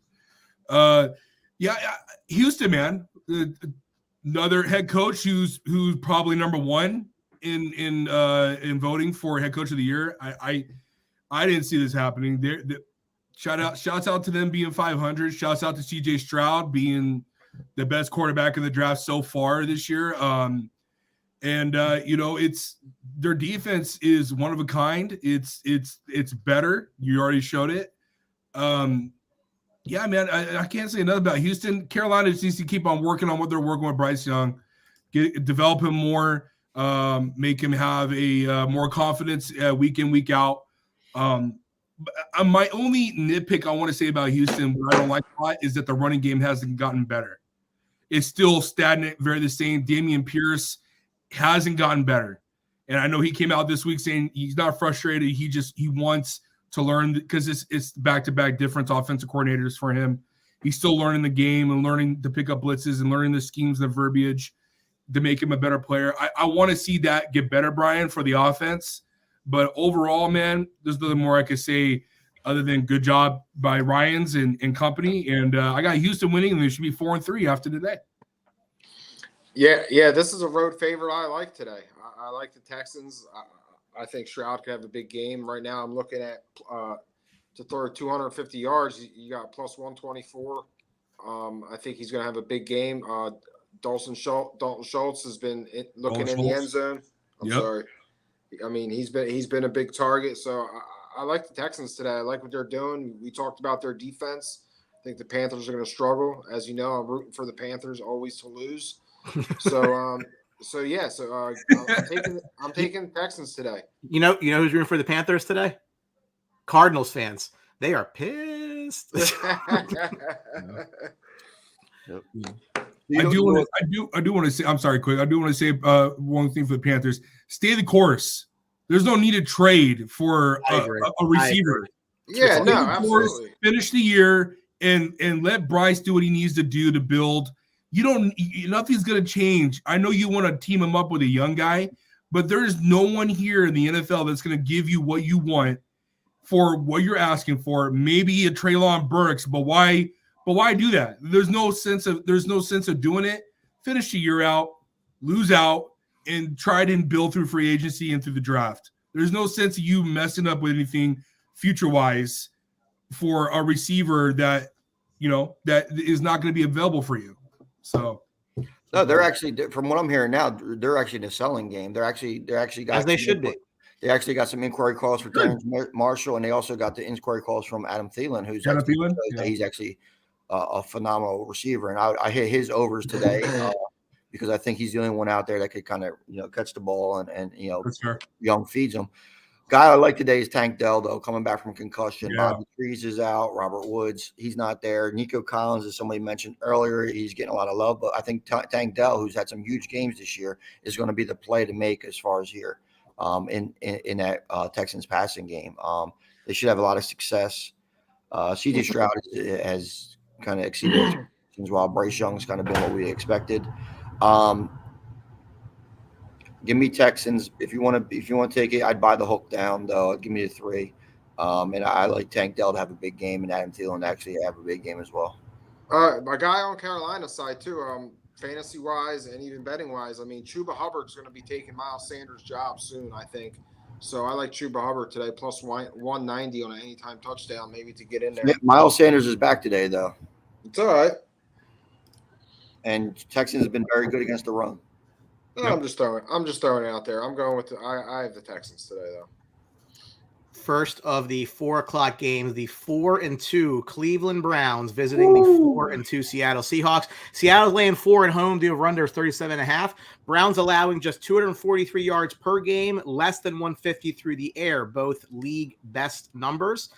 Since coming off their Week 5 bye, the Seahawks have not broken 20 points in either game. Little tough spot for again, I personally I have to start Kenny Walker and DK Metcalf in a league this week. I don't love it because Cleveland's defense is legit. I mean, legit to the point where it hasn't mattered what the offense has done. Jesus Christ. Just in all last week of Myles Garrett, I mean, that performance was ridiculous. Cleveland's defense is strong, really strong. They are in a tough spot today. I like Seattle. I don't think they could sustain offensively. They could get anything done against Seattle. Defense is really good, especially on the back end. I like Seattle today. Give me Seattle. I'll take the -4. I think they can win by a touchdown today. Yeah, I'm on Seattle as well. I mean, that legit defense gave up 38 points to Gardner Minshew. So I mean, let's see what they could do in Seattle. I think Geno Smith and crew get it done. This is a back-to-back road game for Cleveland too, and how I said that when I picked Detroit to lose last week. It's a tough spot, and I think Geno Smith and the offensive talent that they have. Kenny Walker, is a legit running back in the league. It's going to cause a lot of problems for Cleveland. And who's once again starting PJ Walker, who's kind of up and down. You don't know what kind of running game you're going to get out there. Give me Seattle. Give me the home team against it's a good home team against a back-to-back road team. So I'll take Seattle today. Geno Smith, the last couple of weeks, I've been questioning him and his decision making. He's making a lot of bad decisions as of late, but I think he's going to turn around today. What tires out a defensive end, constantly running the ball, and I think that's what Seattle is going to be doing today. They're going to control the clock. A lot of you shouldn't be worried about starting Walker, by the way. Shouldn't be worried at all. He's in the top 10 in RBs. And then you have Metcalf playing today with Lockett. I'm taking Lockett on the over on 3.5 catches. And then also Seattle, man, is just they need to win. And so they should win. They should be 5-2. Their defense is nothing to be a slouch about. Cleveland once again will not have Deshaun Watson playing today, as they will have I can't remember his name, but they should easily control this game today. Seattle with the win, they'll go 5-2, and NFC West is going to look a lot more competitive when they play against San Francisco as the weeks come by. So, got Seattle.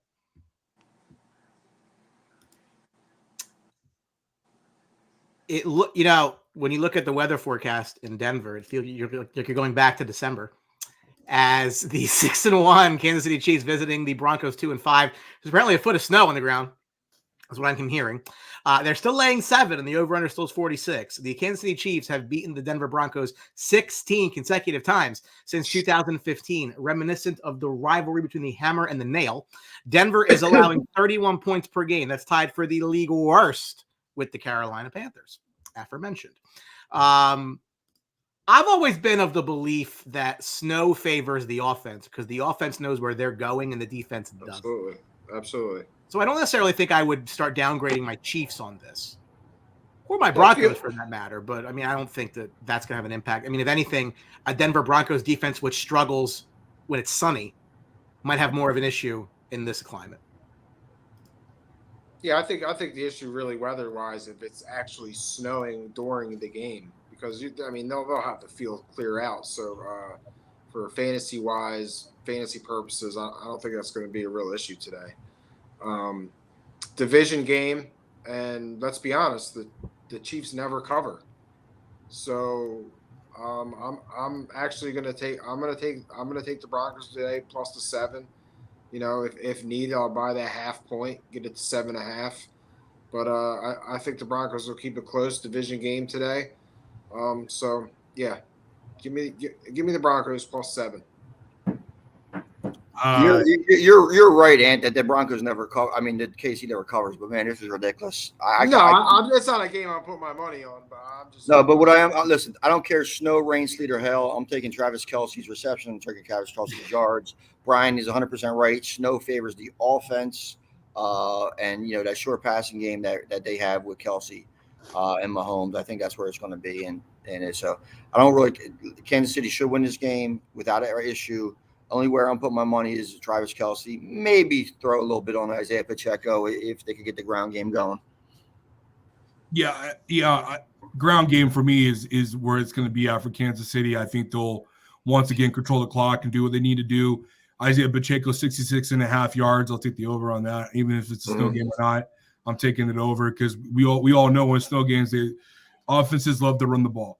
So they're going to be running the ball, I think, a lot. And I obviously trust KC's offensive line way more than I do the defensive Broncos, Denver Broncos defensive front. Also expect Chris Jones to have a game. He's gonna control that line of scrimmage and he's gonna be an anchor. Yeah, their defense the defense is impeccable. Give props to Spagnuolo. It's just amazing to me how the defense keeps getting better and better and better for KC ever since they traded Tyreek Hill. So it's just they're good. So give them credit where credit is due. After that week 1 loss to Detroit, like F that. Well, bring back Chris Jones right away. So it's going to be another win for Kansas City. They'll be 7-1, and they'll be controlling for the number 1 seed in the AFC as the weeks come by. Not a lot of competitive football, in my opinion, in the 4:00 hour. The 5-2 Ravens visiting the Arizona Cardinals, who are 1-6, and they're laying a hook below a 10-pointer on this one, over under 44.5. Baltimore is one of 5 teams with both a top 10 scoring offense and top 10 scoring defense.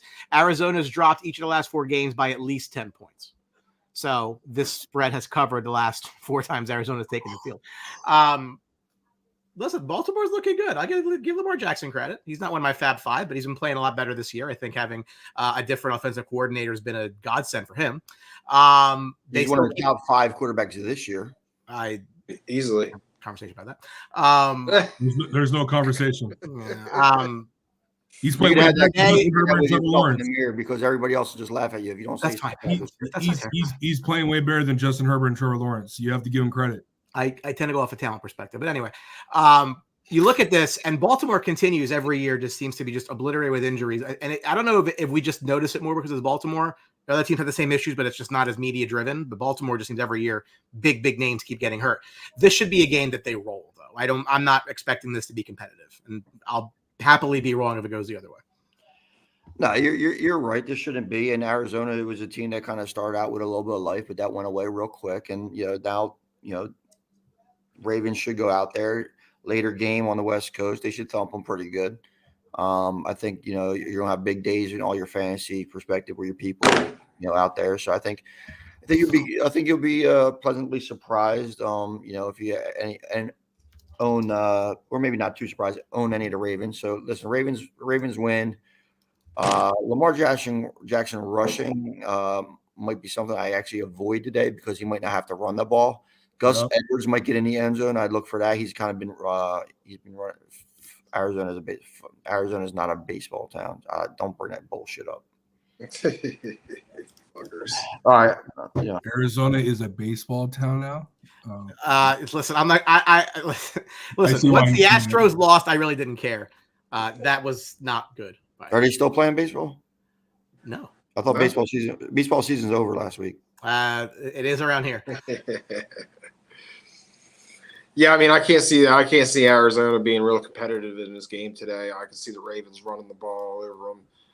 Big Lamar day. He's been just wrecking the league. Zay Flowers, as we talk about, I like him. +4 receptions, over 50 yards. That's an easy bet. Like Tony said, Gus Edwards +115 to score. Give me the Ravens today. I'll take the -9.5. Their defense has been playing great since my man Roquan Smith's got there. Pisses me off every time I see him making double-digit tackles every week. So, looks like the old Ravens are coming back. I'd be worried about the Ravens. So give me the Ravens. I'll take them today -9.5. Yeah, I agree. Our co-host Fogg, man, he picked the Ravens to win the whole thing. It's looking good right now, man. It's looking good.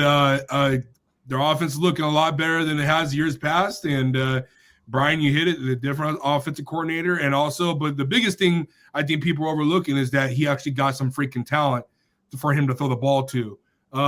So Zay Flowers is a big difference. Also, man, Mark Andrews is healthy. And that's a huge difference as well. I took the over on him today on Prize Picks, over 4 catches. I think he's going to obviously eat the Arizona defense, like Quig said. Plug everybody you have on the offensive side for Baltimore. I'm also plugging their defense. I think their defense is going to have a heyday against Dobbs in this offense, and no James Conner once again because he's on IR, and there's no receiver I'm really scared of besides possibly Marquise, because it's going to be a revenge game for him because he got traded from him. So you might do a little something, maybe not, but overall, man, Baltimore's going to go 6-2. Hey! How about Derrick Henry in a Ravens uniform? Yeah, I can see that. That'd be scary. I can see that. That would be a good mix. My question is when's Kyler Murray coming back, right? He's not coming back against the Ravens. They play Browns next week, which not a good idea to bring. Not a good idea. Browns. Yeah.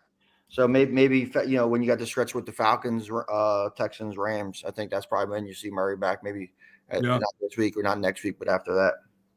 Yeah, he has practice all week this week, and he had practice all last week too. So they already cited him doubtful after Thursday's practice, I want to say, but yeah, it's true. Yeah, because they looked at this guy. Who are we playing? The Ravens? Yeah, he's doubtful. Yeah. So if you're the Cardinals, you start him and hope he plays well to showcase him. Trade him off, showcase him. Yeah. You have to. The Bengals have won 2 straight. The Niners have lost 2 straight. And they're facing off today at 425. 3-3 at 5-2. They are laying 5.5 over under 43.5. Cincinnati has the worst offense in the league this year at just over 256 total yards per game. Niners 0-36 when trailing by 8 or more points in the fourth quarter under Kyle Shanahan. Wow, interesting. Listen, it's Halloween. We had a little Halloween party last night up at Sweetwater. I seen a Brock Purdy costume. Which I kind of scratched my head about that one, but right. Yeah, that was interesting. Oh, I thought there was. No, yeah. I was waiting for another one. This is a game I think both teams need. That's great. Both teams really need to win here. Yeah, I mean, both teams need to win. I mean, two game skid for the Niners, and like you said, Bengals. Are they reclaiming some type of hot streak right now where they need it? And is Burrow healthy? I wasn't impressed with Burrow against Seattle's defense 2 weeks ago. He did enough to get a win. But this is going to be the test. Is going to be today against. I still consider a top 2, top 3 defense in the 49ers. I think they overlooked Minnesota too much, and that's what bit him in the ass on the Monday night game. And Brock Purdy is playing today. He cleared a concussion protocol yesterday, so he should be playing today. And we got to see something out of him, man. I mean, this has been 2 bad games for him, and he needs to figure it out, or maybe Debo's just that miss. I don't think that's the case. I think it's just the Niners just not playing good ball on both sides. So I think they'll fix things today, Brian. I think Niners will go back to what makes them great, and I expect a lot of Kittle today. I mean, that's your dog. That's your guy. You already know I'm biased with tight ends because that's what I played in high school and in college, and I love George Kittle. I don't think they use him enough. So there should be a multitude of looks for him today with Brock. And then obviously you got CMC, who is an MVP candidate, and they should just keep on doing what they did that makes them successful and makes them a well-oiled machine in the offensive side. And so those are the 2 guys I'm going to be pinpointing on. I know Brandon Ayuk is on the come up still, but they're talented and their defense needs to show up. So one thing I want to say, which I'm shocked is that the Niners defense is not even in the top 15 in sacks, which is kind of crazy to me. Really? So that if there's something they need to do with both of them and the boys is creating pressure and creating havoc for Joe Burrow.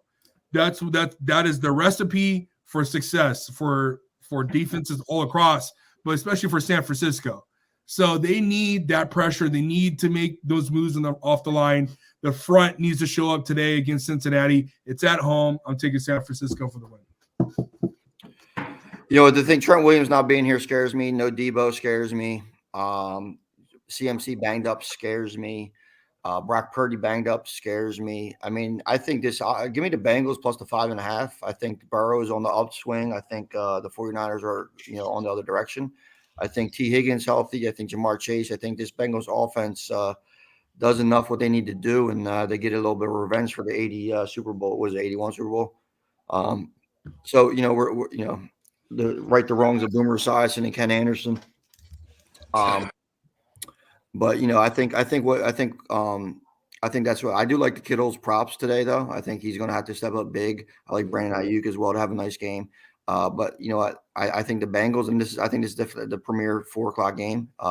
Give me Joe Burrow to go out there and win this game, and that's what I'm running with. Yeah, I agree. I like the Bengals, man. I mean, I think Joe Burrow is 100%. I think there's one team going up and one team going down right now. I like the Bengals. Give me the Bengals on the money line, win outright, plus 166. I love Burrow over 250 yards. I mean, if you can't contain Addison, you're not going to contain Chase today. So I'm right, and I think the Bengals defensive line, like Tony said, Williams not playing, Purdy guys banged up. I think the Bengals defensive line is good enough to provide a problem. Give me the Bengals 166 on the money line to win outright. Joey B. Brian, did you get that update on that tweet? All right. Turns out that before the Bears traded the first overall pick to the Panthers in 2022 draft, they had a trade in place with the Texans, who would have drafted quarterback Bryce Young for the Bears. When the terms were ultimately exchanged, it wasn't exactly what Bears GM Ryan Poles thought they agreed to. And he said he's come out and saying that the Texas GM was trying to be sneaky and add another pick. So the trade was canceled. Thank God. Well, you don't know what the deal was. So it could have been better. You don't know. Right? We were going to get Bryce Young. No. They were going to draft Bryce Young and we were going to take him? Yeah. Is that what you're saying? No, the Texans would have The taken. The Texans would have gone to 1. Okay, gotcha. Instead of the Panthers. I got you. And I guess they would have dropped to 2. Yeah. Oh no. Yeah, I got you. Well, thank God. Right. Carolina's 6.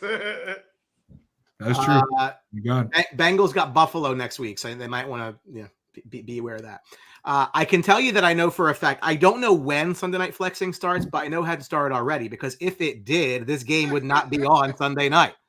The 2-5 Bears at the 2-4 Chargers, and the Chargers, with each having 2 wins, are laying 8.5, and the over/under is 46. Is it Bagent? Tyler Bagent? Is that his name? Yeah. Okay. He could be the second D2 quarterback in the history of the league to win his first 2 starts if he wins tonight. The Chargers are scoring 7 fewer points in the second half than they do in the first half this year. Anthony, what's up with he's got as many wins as your boy Justin Fields has this year? Yeah. I mean, that's when you can run the ball. I mean, and give your guys some help. I mean, you can win some games. But I mean, this is a mismatch to me. I mean, the Bears defense tonight has their hands full. That's the only reason I see this game at mine is 8.5. Is I don't think the Bears defense can hold up against this Chargers offense, even though they haven't been really this high octane offense all year. I just think they're just too talented for the Bears on the other side. So we'll see. Let's hope we get a loss tonight, Brian. We don't need a win. That's for sure. Losing is winning. Yes. If I had the opportunity to wear a Chicago Bears hat, I would wear it tonight. Because if they lose tonight, your coach is gone. So maybe if the rumor that's what's leading me to what I want to say. If it's true that the Bears lose tonight, Brandon Staley's going to get fired, then I'm all for it. But listen, dude, no, on the real, dude, we should win the game. It is a mismatch. We should win. Our defense should be able to withstand anything that this he's a rookie, right? The rookie is bringing the second week. He won the Heisman for the Division II. Oh, okay. So did Carson Wentz, I believe. He's a Heisman. So we should win, dude. It should be a healthy dose of Austin Eckler, and then Keenan Allen should eat. Justin Herbert should be over 260 passing yards as his prop. It should be a win. It must be a win tonight for the Chargers if they want to have any belief in making a wild card spot. It has to start tonight. That roll has to start tonight. So we'll see what happens. It's going to be interesting to see how they come out tonight and play. But I'm not holding them up to a standard because that standard is still crushed by Dallas and Kansas City. So. Yeah. Bro, I just came through. We talked about the Commanders and their trades earlier today. What's that? Atlanta has offered a 3rd-round pick for Montez Sweat. So Atlanta? Yeah, Atlanta. So it'll be a high 3rd. Well, you never know. Listen, this not game, a high 3rd right now. Yeah, that's what I say. It's not a high 3rd right now, but they just added Jonathan Allen to the trade block. There you go. So who will be left by the time the game kicks off? But no, listen, this is a game. This is a game that if Justin Herbert is a truly top 5 quarterback, as Brian Artard says and everybody else says, he's got to show it. And he hasn't shown it last week, and he has the opportunity to show it this week against a bad Bears secondary. They should win this game by 14 to 21 points. I mean, you have a quarterback that just. I don't know if he, barely NFL caliber, to be honest with you. You stole a win last week, and guys like Allen, Eckler has to get more involved in the offense. That's for sure. He's starting to look like a player, that doesn't have any talent and can't win any games and isn't a top 20 running back, as other idiots say. So they got to get him involved. But listen, Chargers boat race them. And I think Anthony's happy. I don't see anything positive on the Bears side of this. I mean, I do, Tony. Last week, DJ Moore had 8 receptions, double-digit targets. So I'm looking at DJ Moore, 7+ receptions today at plus 188. 8 receptions at plus 290. So if anything, if you're looking maybe to look for something on the Bears side, maybe just a heavy dose of DJ Moore on short passes. Last week, 8 for 54 he had. And then that could have easily been, 8 for $180 if they missed some tackles here and there. I mean, he's that type of player. But well, last but not least, the Monday night game. Now, the Detroit Lions looked pretty shitty last week in getting blown out by the Ravens. So this is a nice spot to just beat up on the Las Vegas Raiders, who are 3-4. Lions are 5-2. Detroit laying 8 at home. The over-under is 46.5. Vegas is allowing the 5th fewest yards per game this year, but Denver has won 3 straight primetime games, which is tied for the longest such streak in team history, by the way. Look, we said last week, could the Lions go into Baltimore and beat that Ravens team? The answer is clearly not. But they have a chance to, kind of get back on their winning ways in a favorable matchup at home. Were you surprised that Baltimore took it to them the way they did last week, though? I think I even said it. I said it during the game preview that this isn't going to be an indication of the Detroit team. It's just a bad spot. It's a bad matchup. It's just one of them things. And the game got away a little bit. And Jared Goff isn't a great road quarterback. So so he returns home, primetime game. You don't see the old Lions that's been happening this week when they won their 5 games. So I think you have to have a real quick, Victor Cabo. No, you don't take out Mac. Mahomes is playing. He was on the injury report as sick. I don't care what it is. I definitely do not. I just think if you play Victor, come on, man. Mac Jones is not startable in any format. Like if you have a 32-team league, you still don't. You start the Bears rookie. You start somebody out, like just hope somebody gets hurt and just play, in case it doesn't matter. Like I don't think I'm not going to agree with all that, Brian. But no, you have Mahomes on your team. For dramatic effect, but you get the point. You had Mahomes on your teams for a reason. Play them. If you go down with your studs, and Mahomes is the guy that with he could have a flu game. 3 touchdowns, blah blah blah. So let's go. Start your studs. Like I said, this game though, Detroit they cover. I don't know what the Raiders are doing. I think they're going back to Aiden O'Connell this week. No, Garoppolo's playing. Garoppolo is playing. CBG's playing. Yeah, they did say Garoppolo's playing. Yes, sir. So you'll get some more love with that. But it's Gibbs had a good game last week too. So Montgomery's going to be out. Lions offense is going to click. They always click at home. They win this game. 8's a lot. I'm not touching that number, but I do like the over.